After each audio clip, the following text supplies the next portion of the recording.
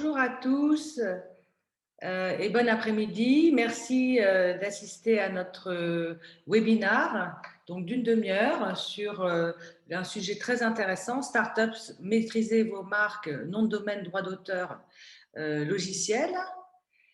Donc, avant de commencer, juste quelques mots pour présenter le cabinet Dreyfus. Donc, cabinet Dreyfus, nous sommes conseillers en propriété industrielle. C'est un cabinet qui a été fondé en 2004, membre d'une profession réglementée, la CNCPI, avec des garanties d'indépendance et d'éthique professionnelle. Et notre expertise, elle est dédiée à la propriété intellectuelle, à l'économie numérique et aux nouvelles technologies.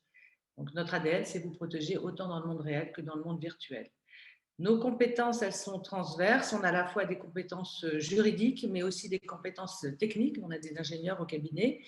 On a développé un outil métier qui s'appelle Dreyfus IP Web. On a nos propres systèmes de surveillance. On donne un accès en ligne au portefeuille de marque et aux dossiers. Et on est une équipe qui est business partner de votre société, disponible, réactive et dynamique. C'est ce que disent nos clients et pas nous. Alors aujourd'hui, donc une équipe de choc, Chic Choc, pour vous présenter, pour parler des problématiques propriété intellectuelle start-up. Donc Lisa, Alexis et Clémence, tous spécialistes IP-IT qui vont intervenir à tour de rôle pour traiter ces sujets. Alors, notre webinaire, il va se diviser en trois parties. La première partie qui sera consacrée à que protéger et pourquoi. Une deuxième, on se situera après le dépôt, donc la surveillance et la défense. Et enfin, une troisième partie qui sera consacrée à notre expertise relative à ces sujets. Donc, la première partie, que protéger et pourquoi. On va se poser la question, pourquoi est-ce qu'il est essentiel pour une startup d'investir dans une stratégie de propriété intellectuelle? Donc, quand on démarre un business, on peut se poser la question, pourquoi dépenser de l'argent pour protéger une marque et un nom de domaine? Il y a diverses raisons à cela. La première, fondamentale, protéger ses innovations. Ensuite, protéger vos actifs immatériels grâce à la propriété intellectuelle, c'est une excellente façon de les valoriser. Parce qu'une startup qui se soucie de protéger son logo, ses inventions ou ses logiciels, ça montre qu'elle croit en la qualité de ses produits et ses services, et donc ça suscite la confiance des investisseurs, des partenaires professionnels et des clients. Donc, il y a une raison qui est rassurer ses investisseurs et ses clients. Parce qu'avec une politique de propriété intellectuelle, les opportunités de levée de fonds, elles sont considérablement accrues. En outre, un droit protégé, ça génère des revenus. Il peut faire l'objet d'une licence ou être cédé facilement parce que les concurrents vont être prêts à payer cher pour profiter de l'avantage concurrentiel qui est accordé par le droit de propriété intellectuelle. Et enfin, une dernière raison qui n'est pas des moindres, c'est faciliter son expansion à l'international. Alors, qu'est-ce que l'on peut protéger? Ici, on peut prendre l'exemple de l'iPhone. Il faut rappeler que la société Apple, auparavant, était une start-up. Donc, on peut protéger d'une part le design, par le dessin et modèle, mais aussi par la marque tridimensionnelle. On pourra aussi protéger les fonctionnalités par le brevet. Le signe iPhone, qui est une marque, donc ici une marque verbale. On peut aussi protéger le logo par le droit d'auteur et par la marque figurative, comme on le verra. Et enfin, il y a le logiciel qui, lui, peut être protégé par le droit d'auteur. Alors, une marque, ça va vous permettre de faire connaître et reconnaître vos produits et services et de vous distinguer de ceux de vos concurrents. Elle représente l'image de votre entreprise et elle est garante aux yeux du public d'une certaine constance en matière de qualité. Elle a aussi plusieurs avantages qui sont très importants. D'une part, elle vous confère un monopole sur le signe choisi. Elle est renouvelable indéfiniment. Donc en France, par exemple, c'est par période de 10 ans. Ensuite, elle va représenter un pilier dans une stratégie globale de marketing et commercial. Elle va permettre de protéger vos investissements qui ont été réalisés pour le lancement d'un produit ou d'un service. Parfois, dans certains pays, elle peut être un requis pour exploiter vos produits et services. Par exemple, c'est le cas en Chine. Et enfin, elle va faciliter les dépôts de plaintes UDRP en matière de nom de domaine. Et elle va aussi vous permettre d'être source de revenus par le biais des licences, comme Alexis a pu le dire juste avant. La marque a également un autre avantage très très important, c'est que ça va vous permettre de vous protéger et de vous défendre sur Internet, notamment de vous protéger sur les réseaux sociaux, avec les faux comptes, etc., de vous protéger dans les référencements sur les moteurs de recherche, comme les AdWords, bénéficier aussi de la période des enregistrements prioritaires pour les nouveaux GTLD, donc ça c'est en matière de nom de domaine. Et enfin, ça va vous permettre d'avoir accès à des procédures extrajudiciaires. Donc, il y a l'UDRP qui est la plus connue. en cas de litige avec un nom de domaine qui reprend votre marque. Donc, quel type de marque peut-on protéger? Il y en a plusieurs. Donc, la plus classique, c'est la marque verbale, donc composée de lettres, de chiffres ou d'autres éléments typographiques. La marque figurative, donc c'est uniquement les logos. Donc, comme vous voyez ici, un logo déposé par Google. Donc, c'est uniquement d'éléments graphiques, il n'y a pas d'éléments verbal. Il y aura la marque semi-figurative qui, elle, va comprendre également des éléments verbaux et un logo. Et enfin, la marque de forme, aussi appelée marque tridimensionnelle. Donc, c'est pour la forme là, du produit. À ce jour, une grande partie des demandes de marques un peu dites non traditionnelles sont refusées par l'Office européen des marques, l'OIPO. Mais de plus en plus, il est plus flexible à l'ouverture de droits pour ces marques non traditionnelles. Donc ici, vous avez pu voir plusieurs marques. Il y a tout d'abord la marque de mouvement. Donc ici, on voit bien le mouvement qui est décomposé et qui est protégé dans son ensemble. Ensuite, il y a la marque multimédia. Donc c'est un mélange d'images animées et de sons. Et enfin, la marque hologramme qui, elle, va être constituée d'éléments holographiques.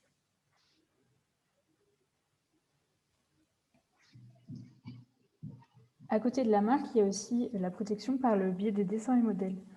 Ce sont des innovations esthétiques dotées d'un caractère propre. Pour en bénéficier, il faut procéder à un dépôt auprès d'un office, comme pour les marques. Et une protection va être un peu différente. Le dessin et modèle peut être renouvelé tous les 5 ans, mais pour une période maximale de 25 ans. En France, cette protection peut se cumuler avec la protection par le droit d'auteur. Toutefois, si vous souhaitez déposer des dessins et modèles pour d'autres pays, il faudra faire attention parce que le cumul ne se fait pas forcément entre ces protections. La protection par le dessin et modèle va donc permettre de protéger des créations qui sont issues du secteur de l'industrie contre des faits de contrefaçon. En outre, il est important d'envisager de protéger un dessin et modèle car il constitue un actif immatériel du patrimoine des créateurs et des industriels. Le choix d'opter pour cette protection est stratégiquement très intéressant parce qu'il va permettre de protéger une création qui ne peut pas forcément l'être sur le terrain du droit d'auteur. On a parlé de cumul entre ces protections, mais ce n'est pas un cumul total, c'est un cumul qui est dit raisonné. Ça signifie que vous pouvez bénéficier d'une protection par le dessin et modèle, alors même que cette création ne pourra pas être protégée sur le terrain du droit d'auteur. Il y a notamment une décision Sandro où le droit d'auteur a été refusé pour un modèle de pull parce que justement le pull n'était pas original. Par contre, il a pu bénéficier de la protection au titre du dessin et modèle. En fait, en comptant uniquement sur le droit d'auteur, on a un risque de ne pas avoir de protection du tout. C'est pour ça qu'il est assez essentiel de penser à cette possibilité de protection par le dessin et modèle, qui peut permettre de pallier à une absence de protection par le droit d'auteur. Enfin, ce régime de protection peut aussi être utilisé pour une invention non brevetée, où seul l'esthétisme du produit est protégé. En effet, les créations qui sont fonctionnelles peuvent quand même dégager des choix créatifs et esthétiques tenant à la forme du produit et donc bénéficier d'une protection.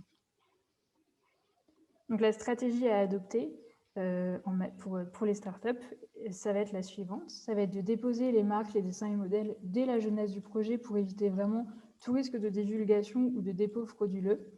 Il va falloir aussi choisir ses batailles, c'est-à-dire déterminer un territoire limité mais adapté à la protection.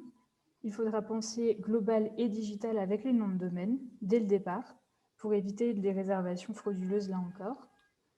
Il faudra ensuite surveiller ces marques dans le monde réel et dans le monde digital comme on verra un peu plus tard et se faire assister d'un conseil qui va permettre d'optimiser les coûts au maximum. Maintenant, on va voir le droit d'auteur. C'est une protection qui est sans formalité, mais attention, pas dans tous les pays, sous réserve toutefois en France d'une condition d'originalité de l'œuvre. On recommande toujours de se constituer tout de même des moyens de preuve de la paternité. Il y a plusieurs moyens pour ça. Il y a l'enveloppe solo ou e-solo maintenant qui se fait entièrement en ligne. Il va y avoir la possibilité de déposer votre œuvre auprès d'une société d'auteurs, de vous envoyer l'œuvre par un courrier recommandé et de le laisser bien fermé, de procéder à un dépôt auprès d'un notaire ou d'un huissier, ou encore de recourir au service d'une blockchain. C'est un droit qui est vraiment très très protecteur, en France notamment, où la protection dure 70 ans post-mortem. Attention néanmoins, les conditions de protection du droit d'auteur diffèrent d'un pays à l'autre. En matière de droit d'auteur, il faudra aussi penser à la cession de ses droits et à s'assurer qu'elle a bien été faite.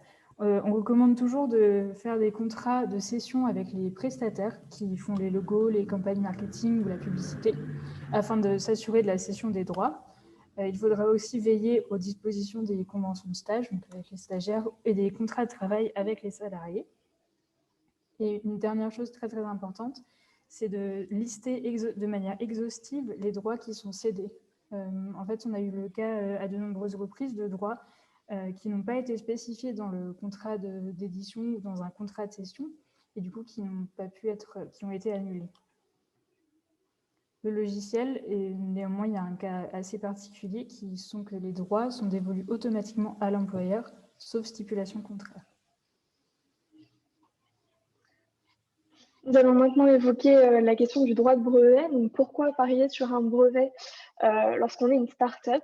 Le brevet représente un actif puissant à divers titres. Donc, c'est un support de contrat, un outil de négociation, mais plus encore une arme de dissuasion, un outil d'exclusion des compétiteurs. C'est aussi un atout pour la communication et un premier pas vers l'internationalisation.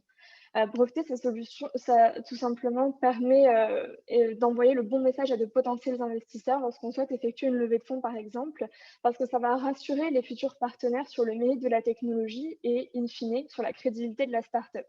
Il faut savoir qu'une start-up a 30% de chances de succès si elle possède un brevet, alors que ces chiffres tombent à seulement 8% lorsqu'elle n'en possède pas, selon une étude récente menée par France Brevet et l'École des Mines.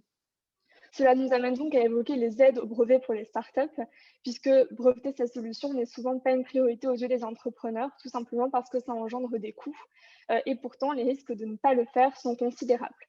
L'INPI, qui a bien compris que le brevet était encore trop peu accessible pour les jeunes entreprises, a donc décidé d'accorder 50% de réduction sur les principales redevances de procédure et d'entretien des brevets aux startups, réduction qui s'adresse donc aux personnes physiques, aux PME de moins de 1000 salariés, dont le capital n'est pas détenu à plus de 25% par une entité ne remplissant pas ces premières conditions, et aux organismes à but non lucratif du secteur de l'enseignement et de la recherche. Ces PME et OBNL doivent faire leur demande dans le délai de paiement de la redevance de dépôt et devront joindre également une attestation d'appartenance à l'une de ces catégories. Oui, et à côté du brevet, donc, il y a toute la sphère du brevet, de la marque, des dessins et modèles. Il y a toute la sphère Internet, le digital, et on sait combien le digital est important aujourd'hui. Donc, ce qui est important, c'est déjà de bien réserver son nom de domaine, de le réserver dans les extensions qui sont intéressantes pour le business, selon la présence géographique, selon le domaine d'activité. Il faut savoir que le marché secondaire des noms de domaine est florissant. En fait, il y a des noms de domaine qui se revendent à des millions d'euros ou de dollars. Donc, le nom de domaine, c'est absolument crucial de le réserver dès le départ. Et lorsqu'on envisage un projet, de voir si ce nom est disponible ou s'il y a une possibilité de le récupérer. Et ça permet d'éviter aussi des dépôts frauduleux. Donc, sur Internet, aujourd'hui, on a une situation au niveau des atteintes qui est assez complexe et qui est articulée autour de 3 points. Qu'est-ce qu'on constate? C'est qu'il y a de plus en plus de fraudes sur Internet. Elles sont plus complexes, plus dangereuses, plus rapides. 2, on a le RGPD, donc la protection des données personnelles, qui fait qu'on ne sait plus qui est derrière un nom de domaine et qui l'a réservé. Et donc, il y a une impunité pour les cybersquatteurs, une espèce de zone de non-droit où ils se croient encore plus tout permis. Et 3, il y a un corpus législatif et réglementaire qui pèse sur les entreprises de conformité, de gestion des risques, de limiter des risques. Et on sait que les noms de domaine sont des vecteurs de risque. On va le voir là. Ce sont des risques qui peuvent être du phishing. Vous avez probablement tous été victimes, reçu des emails de phishing. On essaye de récupérer vos données bancaires, des faux sites. On a aussi des noms de domaine qui ont l'air comme ça inoffensifs, mais derrière, il y a des serveurs MX qui permettent en fait d'envoyer des campagnes de emailing qui peuvent être néfastes pour la société. Donc tout ça, il ne faut pas tolérer. Il y a les faux comptes sur les réseaux sociaux, les fausses offres d'emploi, usurpation d'identité aussi. Et les fraudes au président, donc se faire passer pour quelqu'un de la société. Donc, très important de limiter les atteintes autour de sa marque, de son nom de domaine sur Internet. Alors, comment on peut faire? Pour limiter les atteintes, il faut connaître, et pour connaître, il faut surveiller et il faut se défendre. Donc, de façon générale, lorsque vous avez une marque, c'est important de faire la surveillance non seulement sur les marques, mais aussi sur les noms de sociétés, sur les identifiants des réseaux sociaux et sur les noms de domaine, et également des surveillances en douane si c'est des produits pour les arrêter directement aux douanes. Donc, surveiller, ça permet de connaître. Et connaître, ça permet d'établir une stratégie et d'agir très vite avant même que l'atteinte ne vous touche gravement et de tuer en fait certaines atteintes dans l'œuf directement. Donc, pour gérer sa marque sur Internet, il faut donc bien sûr la déposer les noms de domaine, mais il faut également construire une stratégie. Et on conseille donc de faire une stratégie qui soit à la fois de protection, bien réserver ces noms de domaine, ceux dont vous avez besoin, pas plus, parce que ça coûte cher à entretenir, et taper, se défendre sur les noms de domaine qui peuvent être un risque pour votre business. Donc, il faut mettre en place une politique d'enregistrement des noms de domaine, pareil pour les réseaux sociaux, et une stratégie de défense pour limiter en fait les risques sur l'Internet. Donc, pour identifier les risques et pour mieux se défendre, on met en place effectivement une surveillance, on en a parlé, mais la surveillance, elle va vous permettre de voir tout ce qui va se passer pour le futur.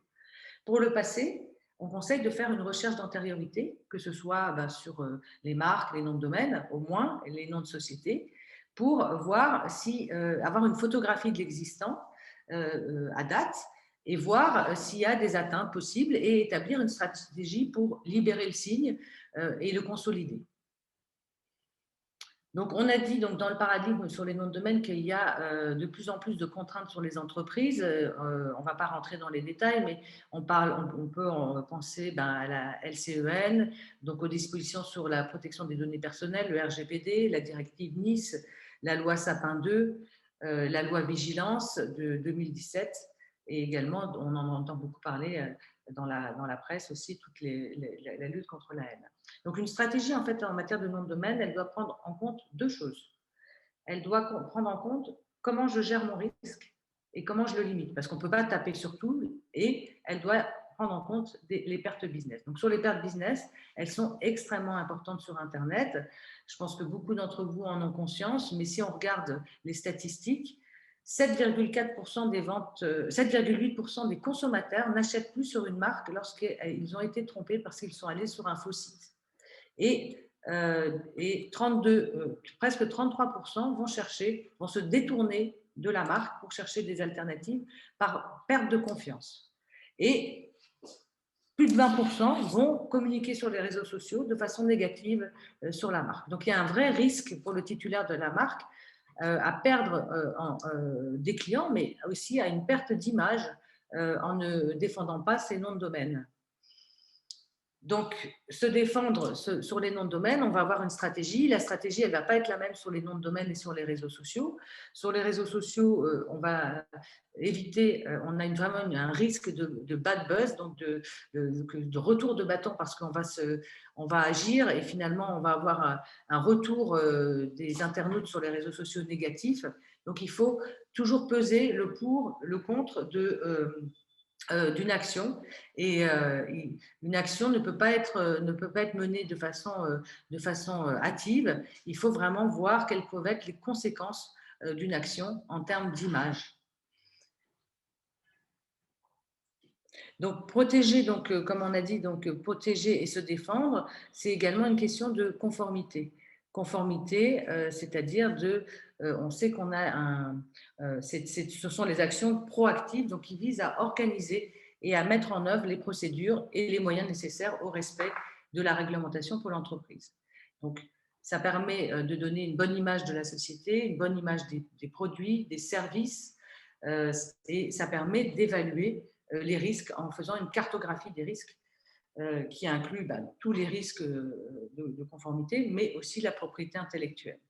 Parce qu'en fait, aujourd'hui, si on parle du nom de domaine, le nom de domaine, c'est à la fois un actif de la société, donc je suis propriétaire de mon nom de domaine, mais c'est également un vecteur de risque parce qu'un nom de domaine qui imite une marque peut être vecteur de fraude, comme on l'a vu, phishing, usurpation d'identité, etc. Donc, notre expertise, nous, on conseille beaucoup des startups dans tous les domaines et on peut vous assister sur l'essai recherche d'antériorité pour vérifier donc qu'un nom est disponible, pour effectuer les dépôts et les renouvellements de marques, noms de domaine dans le monde entier, pour réserver aussi les noms de domaine, mettre en place les stratégies, gérer tout ce qui est litige et pré-litige. Et on a des packs startup, donc si ça vous intéresse, n'hésitez pas à nous contacter. Alors, si on a un petit peu de temps devant nous, on est allé assez vite. Si vous souhaitez nous poser des questions, on est à votre disposition pour y répondre. Sinon, on sait que votre temps est précieux et on n'en prendra pas plus. Si on a pu vous aider, on est ravis. Et n'hésitez pas à nous contacter pour tout renseignement complémentaire si vous le souhaitez. Est-ce qu'il y aurait une ou deux questions ? Alors, je vois, merci beaucoup. Mais merci à vous et j'espère que ça aura été utile. Voilà, donc c'est un vaste sujet, mais ce qui est très important aujourd'hui, c'est en matière de propriété intellectuelle, c'est de penser global, penser dans la sphère réelle et dans la sphère virtuelle et de mettre en place une stratégie qui inclut les deux. Quand on va sur le digital, souvent on pense que digital, alors qu'en fait, lorsqu'on va sur le digital en matière de propriété intellectuelle, souvent il faut avoir des fondations dans le monde réel. Pour se défendre sur Internet, il y a des actions particulières comme du type action alternative de règlement des conflits pour lutter contre la fraude, mais pour cela, il faut être titulaire d'un droit de marque. Donc la politique marque qu'on met dans le monde réel, elle est utile pour l'Internet et elle doit aller un peu au-delà pour justement conforter les possibilités de se défendre, de défendre son business sur Internet, sa visibilité et ses consommateurs. Eh bien, écoutez, je vous remercie et on vous souhaite une très belle après-midi. Portez-vous bien et prenez soin de vous.